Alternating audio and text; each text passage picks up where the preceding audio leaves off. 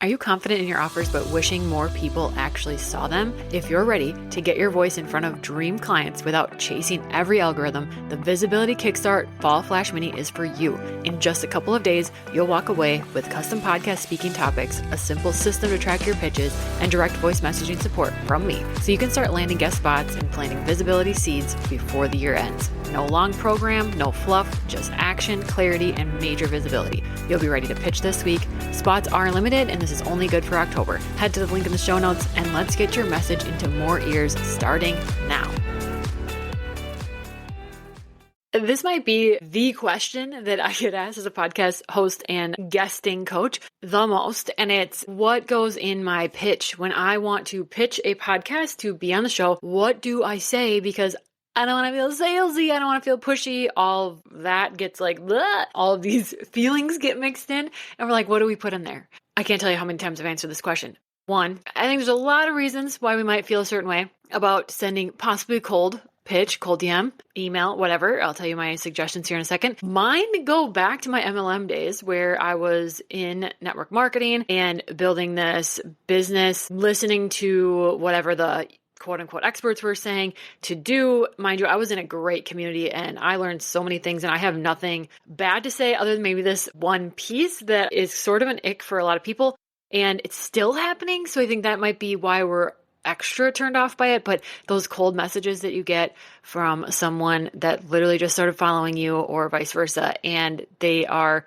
messaging you, claiming that they're just messaging you to get to know you and ask you things, but you know they're about ready to pitch you on something. They're about ready to sell you, or they're saying things like, hey, I have a big goal I'm trying to reach, wondering if you could place an order to help me with blah, blah, blah. And this feels weird. It's out of nowhere. And if that works for you, because things work for certain people, that didn't work for me. It did not feel good for me and my body. When I get this question, that's where a lot of people are coming from in that regard of what goes in this, because how long do I need to follow them and how long should this and that? I say, as a podcast host, I don't care how long you've been following me at all, but there are two things that I expect to be in this pitch and that I highly recommend. First, before I share those two things, this episode is going to be short and sweet, fast and furious, because we're trying to get what goes in a podcast pitch nailed down.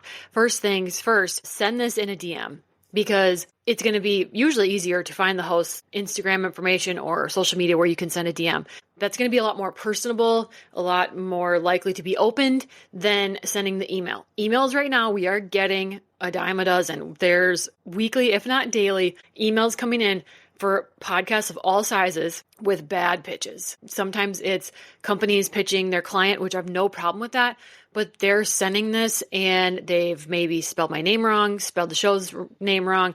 They've copy and pasted one episode title, and their alignment with my show is zero. It's not there. It is not there at all. So what I've heard from my network of podcast hosts is that we're throwing this right in the junk folder, spam, and sometimes not even seeing these. So send the DM over on Instagram, wherever you can find for the host. That's usually the platform that I find them on, because we're much more likely to open them, for one. And two, it gives us a chance to see you right away. Click on your profile. We know you're a real person.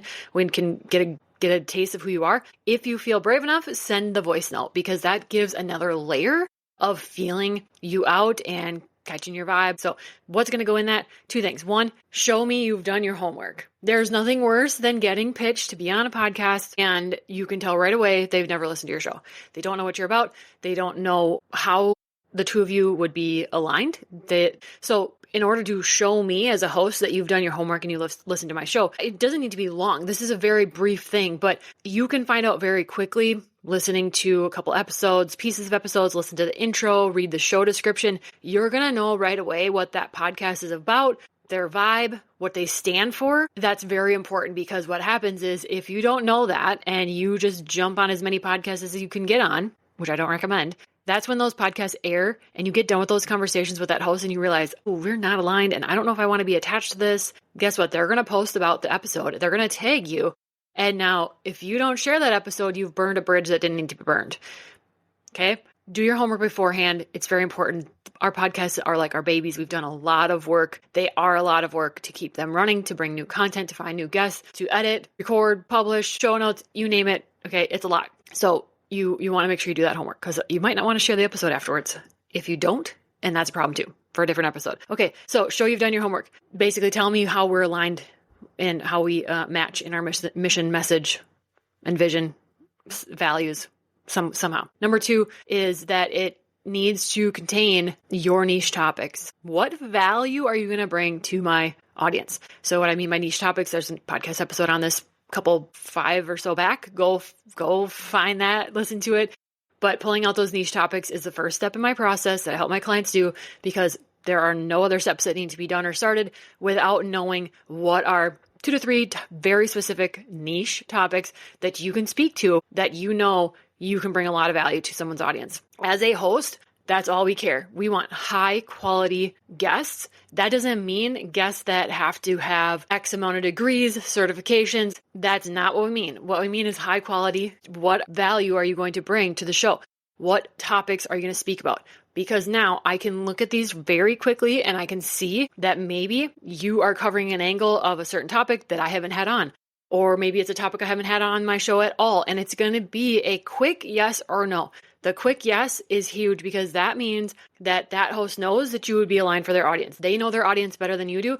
So that yes will be the most impactful, because it's aligned and you've taken some time to do the homework, or you've hired me and I've done it for you. The other piece of that is the no is also great. It's quality over quantity when we are podcast guesting as a business growth strategy. So the no is also great. That means you are niched specific enough that a host can tell right away that either they've already had a topic like this on their show, or their audience is not looking for you, which ensures that when you get on a show, that audience is likely already searching for you and your services and what you do. That is key in using this as a business growth strategy.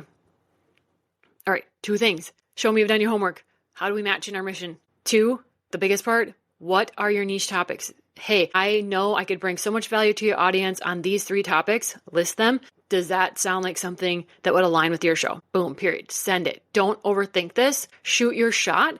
The worst that can happen is that you get ghosted. They say no. Best thing that can happen is they say yes. None of which will impact you. Well, the yes will, but the ghosting and the no's, the negative, it's not really even bad, but that's how we feel about it. That's just like, keep it moving. You're one step closer. If you knew that you had to get 27 no's to get to the most aligned yes, you'd crank those no's out. So go crank those no's out and send your pitches, and be sure to head to the show notes and download my free tracker, because you're going to need it to keep all this straight of the shows, who you've talked to, what you have booked. Go download that. Okay, see you next week. All right, that's it for today. If this episode gave you a little aha, or you're thinking about guesting on podcasts now, I'd love to hear about it. Screenshot the episode, tag me on Instagram @Candice Dudley, and let me know your biggest takeaways. And don't forget to come back next Tuesday for another episode.